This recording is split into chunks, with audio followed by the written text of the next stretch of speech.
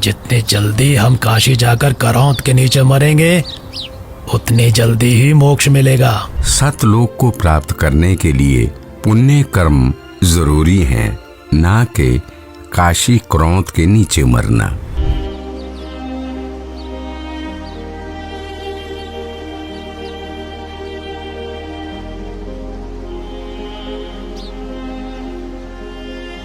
देखो ब्राह्मणों, मैं जा रहा हूं सतलोक, इस पृथ्वी से और तुम्हारे स्वर्ग से शंखों कोस दूर।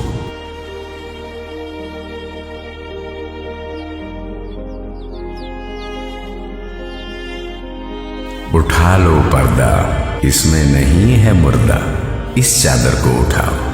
जैसे ही वीरदेव और बिजली खान दौड़कर वो चादर उठाते हैं तो कबीर देव जी की जगह उनके ही वजन के बराबर शरीर के आकार के सुगंधित फूल, गुलाब, गेंदा, गुड़हल आदि रखे हुए हैं।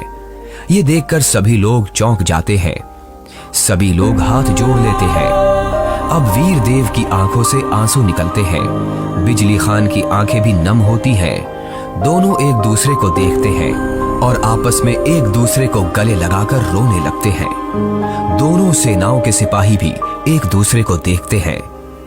वहां खड़े ब्राह्मण लोगों की भी आंखों से आंसू गिरने लगते हैं। रामशंकर और उसके पिता के भी आंसू गिरते हैं। सभी लोग एक साथ कबीर देव जी के नाम का नारा लगाने लगते हैं। कबीर प्रभु की जय, कबीर प्रभु। अभी आपने 2D एनिमेशन के माध्यम से कबीर साहिब की मगहर लीला को देखा, जो कि संत रामपाल जी महाराज के सत्संगों का अंश मात्र है। अब देखिए संत रामपाल जी महाराज जी का आध्यात्मिक सत्संग। कि दोनों दिन का झगड़ा छिड़ गया और तनिक न धरते धीर, कोई गाड्डे कोई अगन जलावे, और ढूंढा ना पाया शरीर। परमात्मा सह शरीर आए थे तो आपको बहुत बार दास ने प्रकरण सुनाए हैं, बताए हैं। अब वो गए कैसे थे यहां से? सह शरीर आते हैं, सह शरीर जाते हैं।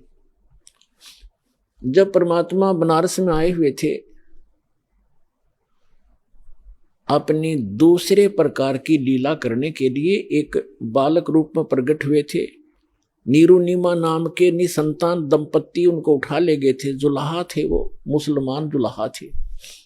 वो पहले उसी जन्म के अंदर ब्राह्मण थे, लेकिन मुसलमानों ने उनको मुसलमान बना दिया था, नाम भी चेंज कर दिया था। और कोई साधन ना होने से वो जुलाहे का कार्य करने लगे, जिस कारण से 20-30 वर्ष करते रहे। जुलाहा नाम पक गया तो धीरे धीरे बड़े हुए थे। तो वहां काशी के अंदर गढ़ था हिंदू धर्म के धर्म प्रचारकों का, और वहीं से सब शिक्षा दूसरे पूरे देश में जाती थी।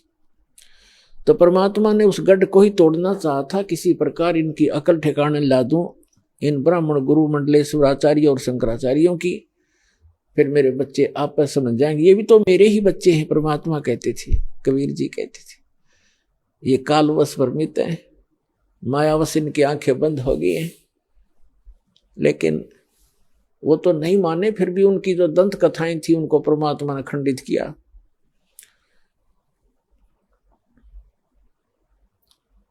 क्या बताते थे?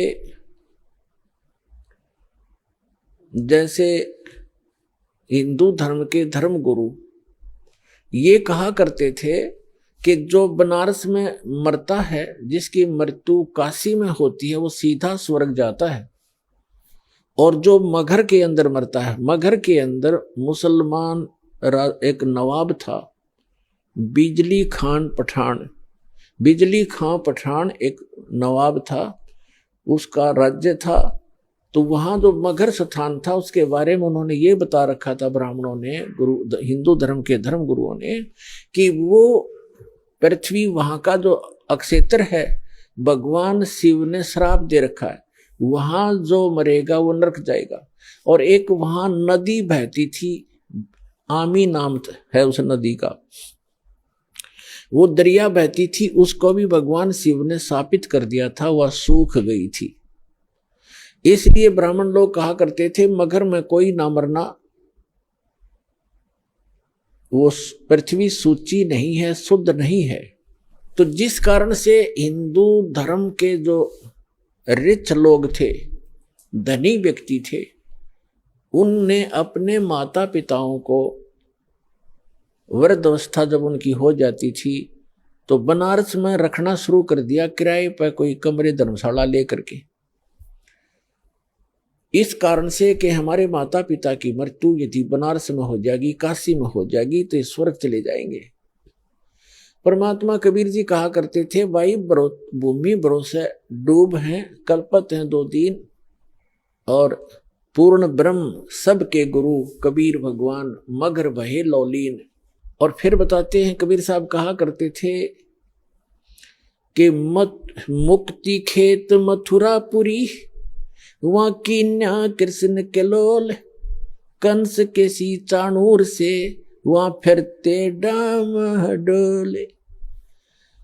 अपनात्मा परमात्मा कहा करते कि आप जी मथुरा को भी एक मुक्त अक्षेत्र मानते हो कि वहां श्री कृष्ण जी ने बाल्यावस्था में बहुत से लीलाएं की थी, वहां उनके चरण टिके थे।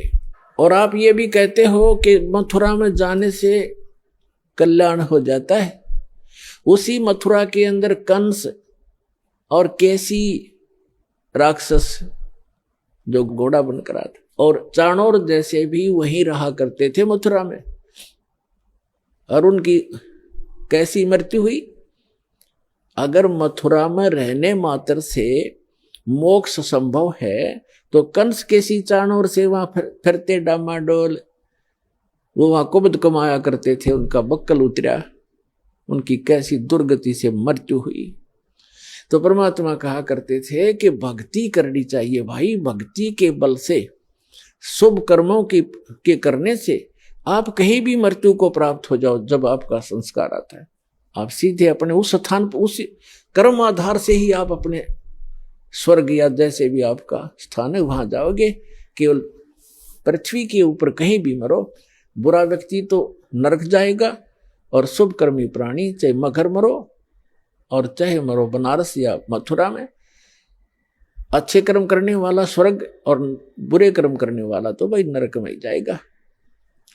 लेकिन ब्राह्मण लोग नहीं मानते थे, तो धर्म गुरुओं ने इतनी अफवाह फैला दी, ऐसी महिमा दंत कथा फैला दी कि जो काशी में मरेगा वो मोक्ष हो जाता है। इसलिए जो बनिए लोग थे, बनिए पैसे वाले, उन्होंने अपने माता पिता को अंत समय में 2 वर्ष 4 वर्ष से 10 वर्ष रहो, कोई वहां नौकर छोड़ देते थे उनके लिए कि हमारे पिता ने हमारे लिए बहुत कुछ किया है, पैसा हमारे पास है, आराम से वहां रह लेंगे, और इनकी मृत्यु होगी तो स्वर्ग चले जाएंगे।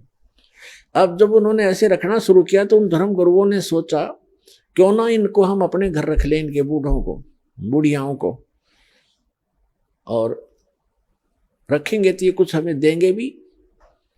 तो इस लालच में उन्होंने वो आफत मोल ले ली और उन अपने यजमानों से कहा, अक्षेत्र बटे हुए हैं इनके, उनसे कहा कि भाई आपके माता पिता को आप हमारे घर पे ही छोड़ दो, या कथा भी सुना करेंगे और यहाँ भोजन भी कर लिया करेंगे। उन्होंने कहा जी बहुत अच्छी बात, फिर तो हम अपने माता पिता के आपको आपके घर छोड़ देंगे। तो उनके वहाँ खूब दक्षिणा भी देने लगे, उनके खर्चा भी देने लगे, और अलग से भी पैसे दान उन ब्राह्मणों को, गुरुओं को देने लगे।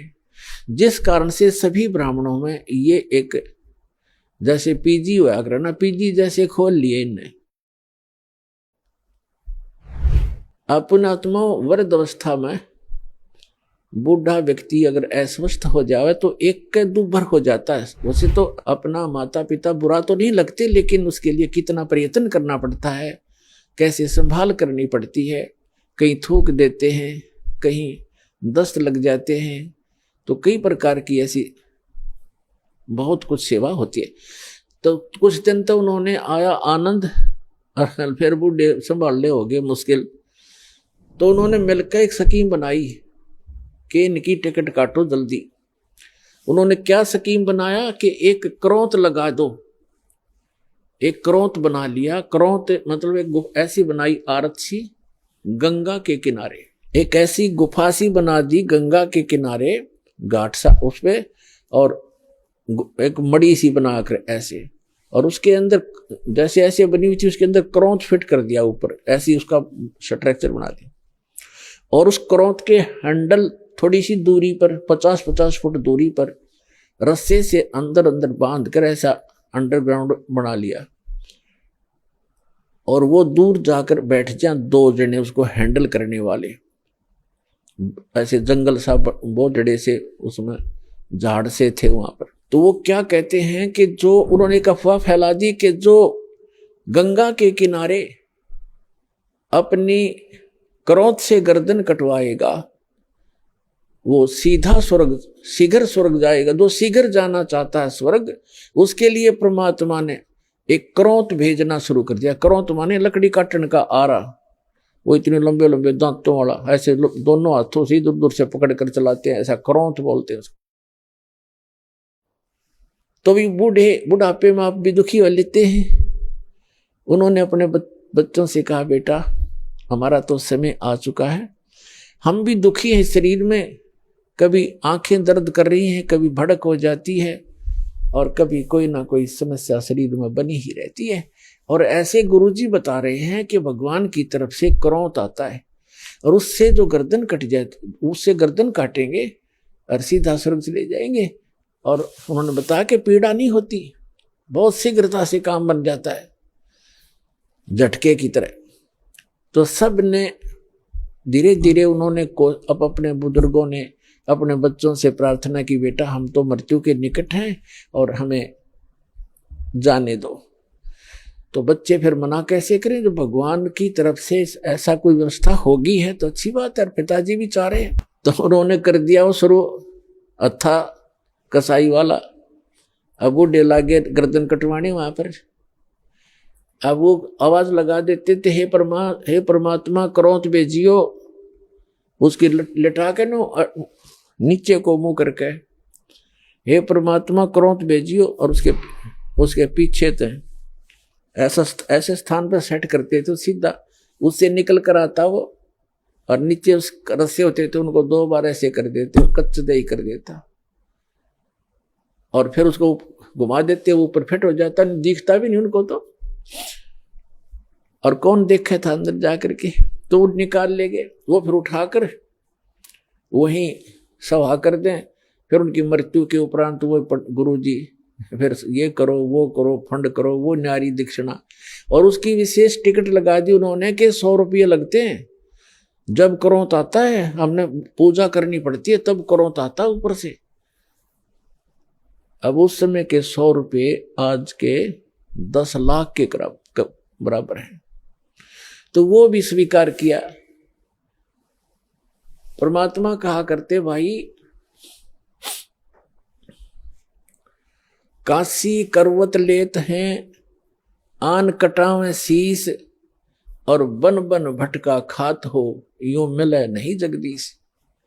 परमात्मा के मिलने की जो तरीका है, साधना, वो हमारे पास है, उस विधि को अपनाओ, आपका कल्याण हो जाएगा। इस भ्रम का निवारण करने के लिए परमेश्वर कबीर जी ने बहुत सी कथाएं सुनाई, बहुत से प्रवचन किए, वाणी सुनाई, पर नहीं, हमारे गले उतरी नहीं। एक मगध राज्य का एक बिजली खान नाम का पठान था, वहां का नवाब था वो। एक समय क्या हुआ कि मगध क्षेत्र में सूखा गिर गया, अकाल गिर गया। उन्होंने, क्योंकि वहां मगध नगर है एक छोटा सा, पहले बस्ती जिला था उत्तर प्रदेश में, गोरखपुर से 25 किलोमीटर उरली साइड में, बस्ती की तरफ आती है। अब उसके नाम ही संत कबीर नगर जिला रख दिया गया है। एक छोटा सा नगर है, मगहर नगर है छोटा सा, जैसे बरवाले से भी छोटा। तो वहां सूखा गिर गया, उसमें हिंदू भी इतने ही हैं, मुसलमान भी बराबर की, दोनों आधी आधी आबादी है उनकी संख्या। तो सभी हिंदुओं ने अपने गुरुओं, ब्राह्मणों और सभी संतों और ये पत्रा वत्रा देखने वाले, इन सब से, भविष्य वक्ताओं से भी पूछ लिया। सभी ने बताया कि 2 वर्ष तक इस क्षेत्र में वर्षा का कोई संयोग नहीं है, क्योंकि आपके पुण्य नहीं है। तो सभी जंतर मंत्र करके सब थक गए, हाहाकार मच गई। तो किसी व्यक्ति ने बता दिया कि काशी के अंदर एक कबीर नाम के महापुरुष रहते हैं, वो चाहे तो आपका संकट निवारण कर सकते हैं। अब बिजली खां पठान ने 2 दूत भेजे, अपने सैनिक भेजे, कहा काशी के अंदर। और वीरदेव सिंह बघेल नाम का एक हिंदू राजा था, नरेश, वो काशी का राजा था, नरेश था। और सिकंदर लोधी दिल्ली का बादशाह था। उस दिल्ली के बादशाह के अंतर्गत ये छोटे छोटे राजा और ये सभी नवाब उसी के अंतर्गत आते थे। तो नरेश जो था वो उस काशी का जो राजा था, काशी अक्षेत्र का, तो वो भी परमेश्वर कबीर जी की शरण में आ चुका था। जब वो दोनों सैनिक संदेश वाहक बिजली खां पठान का एक पत्र लेकर के वीर देव सिंह बघेल के पास गए, उसमें लिखा था कि हमारे यहाँ बहुत बुरा अकाल गिर गया है, त्राही त्राही मच गई है, और मैंने सुना है कोई कबीर नाम के कोई संत हैं, कृपा उनको हमारे यहाँ भेजें, और हमारे यहाँ वर्षा नहीं हो रही। वीर देव सिंह बघेल ने पत्र लिखा और उसमें कहा कि बिजली खां, इतने बड़े संकट से जूझ रहे हो और संत को बाई ऑर्डर बुला रहे हो, अगर वो आ भी जाएंगे तो कोई लाभ नहीं होगा, आप आओ। अगर वो रजा नहीं बख्शेंगे बाई ऑर्डर बुलाए हुए, आप स्वयं आओ। राजा प्रजा का पिता होता है, उसके दुख से खुद भी दुखी होना चाहिए। आप आइए और स्वयं प्रार्थना कीजिए, अगर वो खुश होकर जाएंगे तो तुम्हारा काम बनेगा। बाकी संत परम है, ये भगवान आए हैं, ये अल्लाह उतरे हैं। और उनको मौखिक भी समझा दिया दोनों सैनिकों को कि जाके आपके राजा को ऐसे, नवाब को ऐसे बोल दो। उन्होंने आकर के बताया जी ऐसे ऐसे बात है। बिजली खां पठान सैकड़ों की संख्या में अंगरक्षक वो साथ लेकर के चला और वहां पहुंचा। कबीर परमेश्वर की कुटिया के पास दोनों, वो नवाब भी और नरेश भी, और नरेश वीर सिंह बघेल तो उनका शिष्य था, दंडवत प्रणाम किया। अब जो बिजली खान पठान था, इनका एक विधान है कि हम शीश नहीं झुकाया करते अल्लाह के सिवा।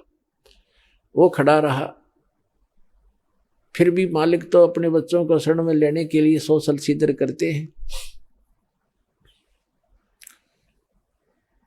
अब क्या हुआ, फिर उन्हें बताया भी कैसे आना हुआ। परमात्मा ने पूछा कि ये कैसे आई दो नवाब, दो राजा गरीब की झोंपड़ी पर। तो वीर सिंह ने कहा बिजली खां सुना दे अपनी दास्तां। तो बिजली खां पठान ने कहा भगवान बहुत त्राही त्राही हो रही है महाराज, सूखा पड़ गया है, आप रजा बख्शो। परमात्मा बोले भाई चलो, जैसी मेरी भगवान सुनेगा मैं भी अपनी अर्ज करूंगा। अगर ऐसा कोई दुख है तो मैं अवश्य चलूंगा और अर्ज करूंगा, भगवान ने सुन ली तो। अब परमात्मा को घोड़े पर बैठा करके लाया गया।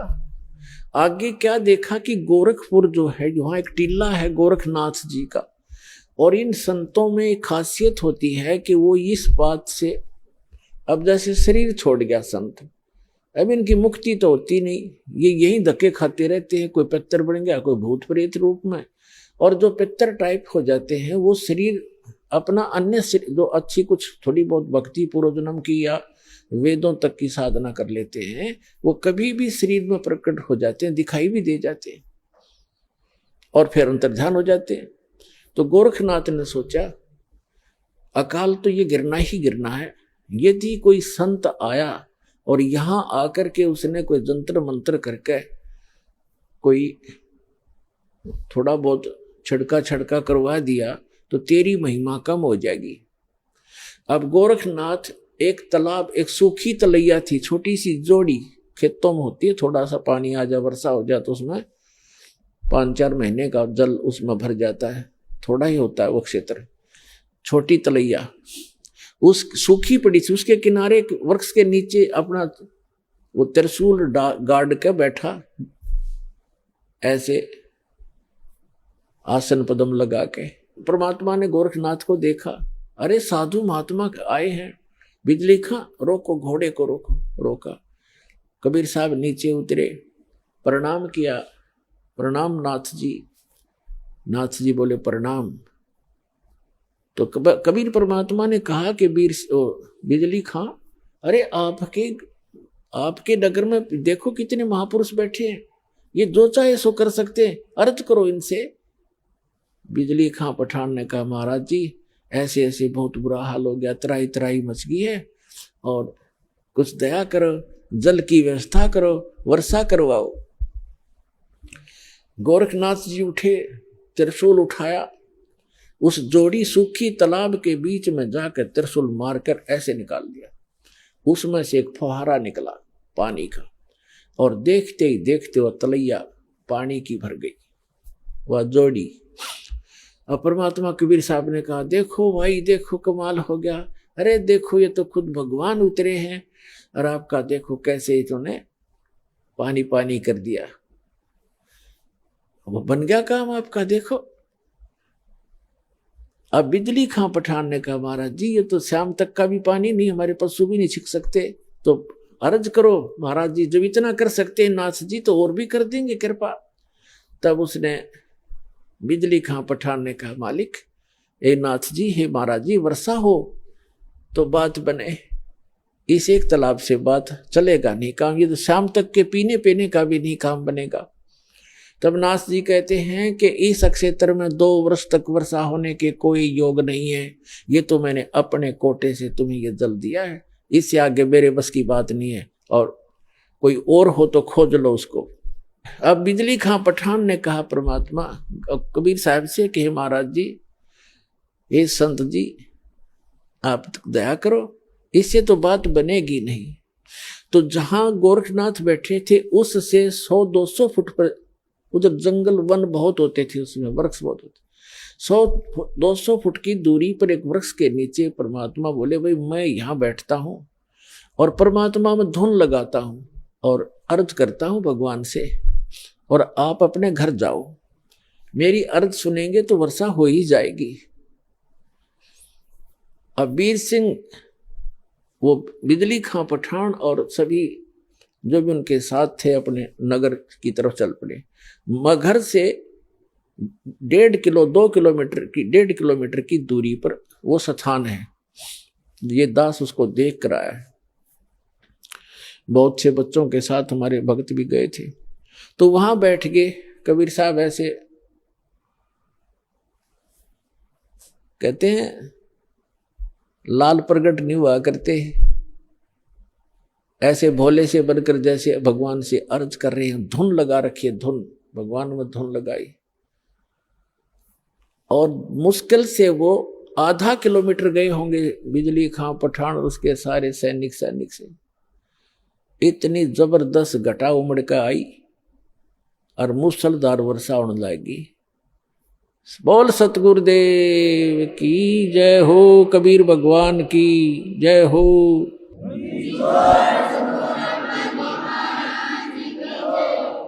कर दिया सब एक कम एक, सारे तालाब भर दिए, ठाठम ठाठ कर दिए। अब बिजली खां पठान सारा नगर उठ के आ गया। अरे गोरखनाथ तब आ गया जब कि यो तो तेरी बेइज्जती और करड़ी होगी, कहीं नू ना पता लग जा मैं गोरखनाथ हूं। अब वापस आगे सारे उमड़ के आध घंटा वर्षा हुई, नो जबरदस्त एक कम एक कर दिया, भर दिए सब तालाब तलैया, बड़े बड़े तालाब भी भर दिए। तब सभी आगे कि महाराज ने ऐसे महापुरुष आए हैं, चरणों में पड़ गए और कहा भगवान घर चलो, हमारे घर चलो, वहां नगर में चलो। परमात्मा बोले भाई नगर में ऐसे नहीं जाया करता मैं, पहले मेरे शिष्य बनो, हिंदू और मुसलमान दोनों दीक्षा लो, जैसे मैं साधना बताऊं ऐसे साधना करो तो मैं चालू। अब जीवन दान मिला सैकड़ों व्यक्तियों को, छोटे नगर होया, गांव होया करते थे पहले। सब कहने लगे जी जो आप कहोगे हम वही करेंगे। तो परमात्मा ने कहा भाई ये मांस मिट्टी खाना अच्छी बात नहीं है, और मांस नहीं खाना ठीक है, भक्ति करो, परमात्मा का नाम लो, अच्छे काम करो, मांस खाना छोड़ दो मुसलमानों। तो उन्होंने कहा जी जैसे आप कहोगे ऐसे कर लेंगे। तो उन्होंने ईद बकरीद मनाना कतई बंद कर दिया, मांस नहीं खाया। बाकी ईद बकरीद वाले दिन खीर ख्यार बना के खान लग गए अपने। कहने का भाव ये है कि परमात्मा ने केवल अपनी समर्थता दिखानी थी। जब नगर में गए, एक व्यक्ति था जुलाहा, उसके संतान नहीं थी, और उसने अर्ज करी भगवान से, हे परमात्मा एक संतान हो जा दास के और मेरा भी वंश चले। परमात्मा ने कहा बेटा भक्ति कर ले। कहते हैं 1 लाख पूत 1.25 लाख नाती, क्या मांगू कुछ स्थिर ना रहाई, देखत नैन चला जग जाई। 1 लाख पूत 1.25 लाख नाती, और उस रावण का दीवान बाती। आप तो एक संतान प्राप्त करने की इच्छा करते हो, और रावण के 1 लाख पुत्र थे, आज उसका कोई ज्योति दीपक जलाने वाला शेष नहीं रहा। कैसे लोक में क्या मांग रहे हो मेरे से, मोक्ष मांगो भाई। पर इतनी बुद्धि हमारा काम नहीं करती। जितनी फिर परमात्मा का आना जाना बन गया वहां पर अपने भक्तों को संभालने के लिए। तो एक मुसलमान जुलाहा था, उसके संतान नहीं थी, और बार बार जब भी भगवान जाते थे यही अर्ज करता था। तो परमात्मा ने कहा ले वे ठीक है, तू यही मांगता है तो 10वें महीने तेरे घर एक संतान, एक पुत्र आएगा। ऐसा ही हुआ। ये दास वहां गया था बहुत से भक्तों को साथ लेकर के। तब वहां जो मगर के अंदर, अब बताऊंगा आगे चल के, उसको उसी के लिए कथा बनाई जा रही है। तो वहां एक व्यक्ति मिला था जो परमात्मा की वहां यादगार के ऊपर वो बैठा था। वो कह रहा था हमारा जो एक हमारी जो पीढ़ी चल रही है वो कबीर परमात्मा के आशीर्वाद से चली है। हम कबीर साहब के आशीर्वाद से हमारे दादाजी का जन्म हुआ था, और उसको कहते हैं महुल्ला कबीर करम। मगर के अंदर एक महुल्ला कबीर करम नाम का है। कबीर करम माने कबीर जी के रहम, कबीर जी के रहम से बसा हुआ एक महुल्ला, उसको कहते हैं मोहल्ला कबीर करम।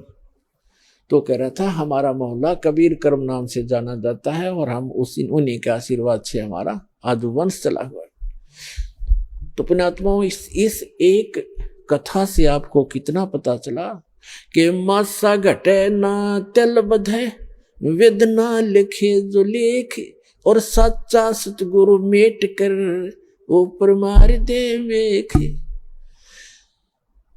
अब 60-65 वर्ष का वो जुलाहा हो चुका था, 70 वर्ष 65 से भी ऊपर उम्र हो गई थी। उनको संतान दे दी, और 2 वर्ष तक उस अक्षेत्र में अकाल गिरना था, कोई वर्षा नहीं होनी थी। वहां वर्षा दी। ये वो समर्थ परमात्मा है जो सतगुरु जो चाहे सो करही, 14 कोट दूत जम डरही, ऊत भूत जम त्रास निवारे, चित्रगुप्त के कागज पाड़े। चित्रगुप्त के कागज धर्मराज के लेख मिटा दूं, परमात्मा कहते हैं लिखे हुए को काट कर धर दूंगा और अपना लिख दूंगा उसके ऊपर। वो करके दिखा जाता नहीं। तो बिजली खां पठान और वहां हिंदू और मुसलमान सभी परमात्मा कबीर जी के शिष्य बन गए। काफी वर्षों तक बड़ी श्रद्धा से लगे रहे। अब एक दिन परमात्मा ने जब सब लोग जाना था, अपना काम पूरा कर लिया था, अमृतवाणी बोल कर धर्मदास जी से लिखवा दी थी। तो उन्होंने कहा भी मैं काशी के पंडितों, आप ये कहते हो कि जो काशी में जो बना उसमें काशी में मरता है वो स्वर्ग जाता है, मगर मरेगा वो गधा बनता है, नरक जाता है। मैं मगर में शरीर त्यागूंगा और अपने सारे जंतर मंत्र ये पोथी पत्रे साथ ले लो और सारे आप अपने नक्षत्र भी नोट कर लियो। इस नक्षत्र में मरने वाला, इस पृथ्वी पे मरने वाला जो तुम अटकलबाजी लगाते हो, कहाँ जाएगा? इस बात का सब जगह जोर शोर से प्रचार हो गया। सब में आग की तरह बात फैल गई कि कबीर जी मगहर में मरने का दावा करते हैं और देखेंगे भी वहां गधा बनेंगे, स्वर्ग जाएंगे या नरक जाएंगे। वीरदेव सिंह बघेल कबीर परमात्मा के शिष्य थे। उसने भी अपने सैनिक साथ ले लिए और साथ में और भी बहुत गुणे, कोई हजारों की संख्या में दर्शक काशी और आसपास के गांवों के और मगहर के आसपास के गांवों के इस बात को सुनकर इकट्ठे हो गए। और परमात्मा का 120 वर्ष की आयु, लीला में आयु थी भगवान कबीर साहब की उस समय, 120 वर्ष की आयु में। और बनारस से लेकर मगहर लगभग 125 किलोमीटर, 150 किलोमीटर का अंतर है। पैदल गए थे और 3 दिन में पहुंचे। अब वहां जाकर के अब बिजली खां पठान को पता चला कि गुरुजी आ रहे हैं। उनकी खातिरदारी के अंदर खूब तैयारी करवा दी सारी। अब जहां पर परमात्मा की यादगार बनी हुई है वहां परमात्मा कबीर जी जाकर बैठ गए। जिस दिन परमात्मा ने सतलोक जाना था, गमन करना था, सुबह उठकर कहा कि बिजली खां पठान मैं स्नान करूंगा। बिजली खां पठान ने कहा जी जल बहुत ला रखा है, कुएं से भरकर ला रखा है। तो परमात्मा ने कहा मैं कुएं के जल से स्नान नहीं करूंगा, मैं तो बहती दरिया में स्नान करूंगा, मैंने शरीर छोड़ना आज। तो बिजली खां पठान और वहां के सभी जो सेवक थे, हिंदू और मुसलमान, सब ने करबद्ध होकर कहा भगवान यहां पर एक आमी नदी बहा करती थी। अब उसका आमी नदी तो है पर जल नहीं है उसके अंदर, और ये भगवान शिव के श्राप से शापित है, सूख गई है। परमात्मा बोले भाई चलो दिखाओ मुझे कहाँ है वो नदी जहां परमात्मा ने वो लीला की थी, सतलोक गमन की, सतलोक जाने की। उससे 400-500 फुट की दूरी पर वो दरिया थी कि आओ महाराज दिखाते हैं। तो परमात्मा वहां पहुंच गए। उस दरिया के किनारे खड़ा होकर के परमात्मा ने कहा, परमात्मा ने ऐसे इशारा कर दिया जैसे चौराहे पर खड़ा हुआ ट्रैफिक का सिपाही कर देता है और सभी गाड़ियां खकाट से भाग लेती हैं। ऐसे परमात्मा ने जिधर से नदी का अपस्ट्रीम था उधर से ऐसे कर दिया खड़ा होकर।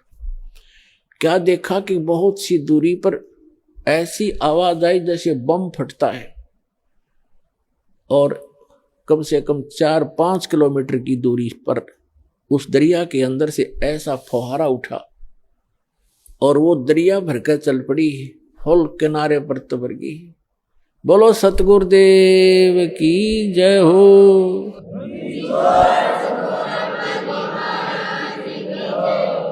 और देखते ही देखते हुआ किनारे को चाटने लगी, फुल होगी कतई। सब नावों मुलमुल गए और पीओ पानी ऐसा जैसे कदे आज तक देखा नहीं सा मीठा पानी, क्योंकि सतलोक से भेजा भगवान ने। गंगा के पानी को भी माफ कर दे ऐसा जल उस समय बहने लगा। सबने स्नान किया क्योंकि वहां तो कई हजारों की संख्या में दर्शक गए हुए थे, सब मलमल करना आए। फिर परमात्मा ने कहा कि भाई मैं एक चादर नीचे बिछाओ, एक चादर ऊपर ओढ़ूंगा और मैं यहां शरीर छोड़ूंगा। फिर परमात्मा ने देखा एक तरफ हिंदू खड़े हैं, एक तरफ मुसलमान खड़े हैं। एक तरफ वीरदेव सिंह बघेल खड़ा है, काशी का नरेश हिंदू राजा, एक तरफ बिजली खां पठान खड़ा है, मुसलमान नवाब, और उसके सैनिक साथ हैं, उसके भी सैनिक उनकी साइड में खड़े, और अन्य जनता भी बहुत खड़ी है, मुसलमान इधर, हिंदू साइड में। वो अंतर्यामी थे, फिर भी उनसे पूछना चाह रहे थे कि बिजली खां पठान आपने ये शस्त्र किस लिए ले रखे हैं वीरदेव सिंह बघेल? आपकी सेना और ये तुम दोनों सेनाओं ने शस्त्र किस लिए लेकर आए हो? मुझे क्या खतरा था? तो वीर सिंह बघेल बिजली खां पठान वो तो बोल नहीं सके। अन्य जो जनता थी हिंदू और मुसलमानों में से कहने लगे गुरुदेव, हिंदू वाले कहने लगे आप हमारे गुरु हैं, हम आपका अंतिम संस्कार अपने हिंदू रीति से करेंगे, इन मुसलमानों के हाथ नहीं लगने देंगे। मुसलमान कहने लगे आप हमारे पीर हो और हम आपका अंतिम संस्कार अपने अनुसार से करेंगे, अपनी रीति से करेंगे, इन काफिर हिंदुओं के हाथ नहीं लगने देंगे। परमात्मा बोले रे भले आदमियों, 50 वर्ष तक मैंने तुम्हें क्या शिक्षा दी? हिंदू और मुसलमान तुम आज भी दो बने बैठे हो, तुम्हारी बुद्धि पर पत्थर गिर गए हैं। और पुण्यात्माओं, दास जो शब्द बतावेगा, जो भी ज्ञान कहेगा 100% समझ लेना, बिल्कुल 100% सच समझ लेना। उस समय एक विशेष रूमर थी कि एक ऐसा भयंकर समय आने वाला है कि आपस में ग्रह युद्ध होगा, जनता एक दूसरे को काटेगी, कारण का पता नहीं। ऐसा वो भविष्य वक्ता बताया करते थे। ऐसी अनहोनी होगी, ऐसा जुल्म होगा और कत्लेआम होने की ऐसे लक्षण उनके पत्रों में, उनकी जो भविष्य की किताबों में वर्णन था। और काल तो ये चाहता ही है कि नाश हो जाए, इनका बुरा हाल हो, और मरते समय ऐसे संत के ऐसे हो जाए तो लोग इन्हों कहेंगे ऐसा कलम हुआ था, कोड नाश कराया गया, क्या एक संत था वो। तब परमात्मा ने कहा भाई बात सुन लो बच्चों, तुमने मेरी सीख पर, मेरी शिक्षा पर अमल नहीं करा, अब तो अपने लालच वश मेरे शिष्य बने रहे, पर मेरी बात सुन लो, मेरा काला मुंह मत करो, मेरी एक अंतिम पुकार सुन लो तुम। मेरा शरीर इस, वैसे तो चदरों के बीच में शरीर नहीं मिलेगा, कोई अन्य वस्तु मिलेगी, उसको आधी आधी बांट लेना, एक चदर हिंदू ले लेना, एक मुसलमान ले लेना, और शरीर मेरा मिले तो आधा आधा काट लेना, ये मेरा आदेश समझ लेना। पर बेटा तुम लड़ियो मत, कुछ भी कर लेना इस मिट्टी को, चाहे तो हिंदू रीति कर लो और चाहे मुसलमान रीति से कर लो, तो मिट्टी हो चुकी है, जीव जा चुका होता है। तुम कुछ आंखें खोलो तो तब तो वो शांत हो गए। कोई बात ना, एक बार शरीर छोड़ने दो, फिर देखेंगे। उनका इरादा वो यही था कि छिन्नम चपटा करेंगे, लट्ठम लट्ठा करेंगे, छीनेंगे, पूरा सब लेंगे, आधा आधा थोड़ा काटा जाता गुरु जी को, वो तो अंतर्यामी थे, जान गए। तो नीचे एक चादर बिछाई, भक्तों ने श्रद्धा से नीचे 2-2 इंच फूल बिछा दिए, सुगंधित फूल 2-2 इंच, गुरु जी लेटेंगे, और ऊपर से दाता ने एक चादर ओढ़ ली। 2 मिनट के बाद परमात्मा ने आकाशवाणी ऊपर से कहा कि ए पंडितों, ए भविष्य वक्ताओं, अब अपना जंतर मंत्र लगाओ, मैं कहाँ जा रहा हूं। और कहा परमात्मा ने कि उठा दो पर्दा, इसमें नहीं मिलेगा मुर्दा, क्योंकि हम अविनाशी हैं। जब ऊपर उन्होंने देखा कि भगवान तो वो जा रहे हैं, वो जा रहे हैं, और चादर उठाई तो सब के आकार के सुगंधित फूल मिले, परमात्मा का शरीर नहीं मिला, वो तो सह शरीर सतलोक चले। बोलो सतगुरुदेव की जय हो।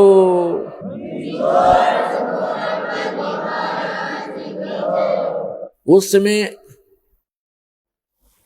आपस में हिंदू और मुसलमान ऐसे गले से मिलकर रोने लगे जैसे अनाथ हो गए हों और एक अनमोल वस्तु खोजी हो। उनका उस दिन समझ में आई ये भगवान थे, ये एक आम इंसान और संत नहीं थे।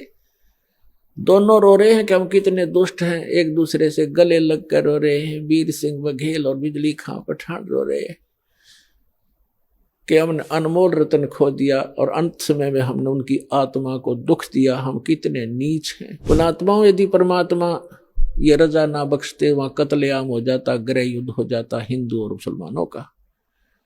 तो ये समर्थ परमात्मा है। समर्थ का शरणाग हो रंग होरी हो, भाई कदे न हो एकाज रोम रंग होरी हो।